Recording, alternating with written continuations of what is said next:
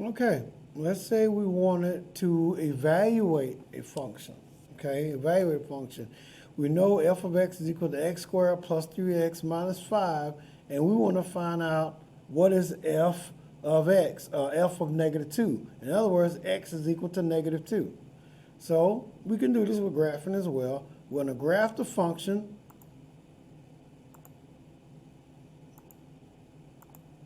Let me move this out the way. Okay. Graph the function, and the function is x squared plus 3x minus 5. So x squared plus 3x minus 5. Okay. All right. So if we're looking for, what we're looking for again is f of 2. To find f of 2, we need to find what happens when x is equal to 2. There are two ways we can do this. Let's do it with graphing first. Let's just hit tab, okay? And we need to graph the line where x is equal to, I believe it's negative 2. X is equal to negative 2.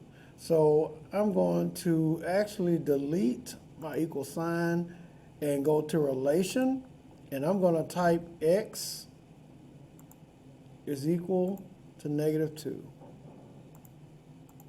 And just make that graph. And as you can see, it gives me this blue vertical line at x equals to negative 2. Move my head out the way there. Okay? So where does that intersect my graph here?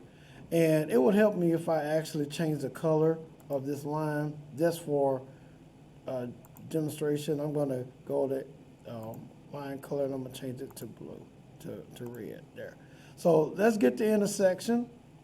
Menu, 6, 4. And again, I got to move myself out the way again. Menu 6, 4. And when you use the intersection tool like this, we're going to tell it where to look. I'm going to draw a box around the intersection. Click here, and then I'm going to draw a little box there. And the reason why I had to use a box instead of bounds is because I was using a geometric. This line here is a geometric object. It's not a function. So we have to draw a box when that happens, and it automatically brings the box up.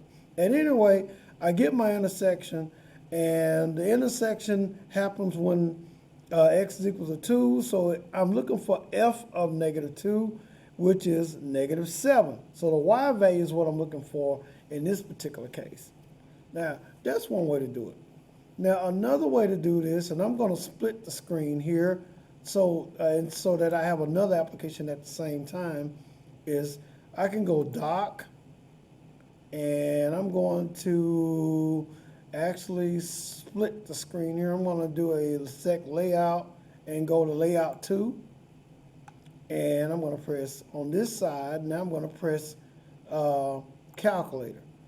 So I split the screen, added a calculator, and all I have to do to figure out what f of negative 2 is just type f.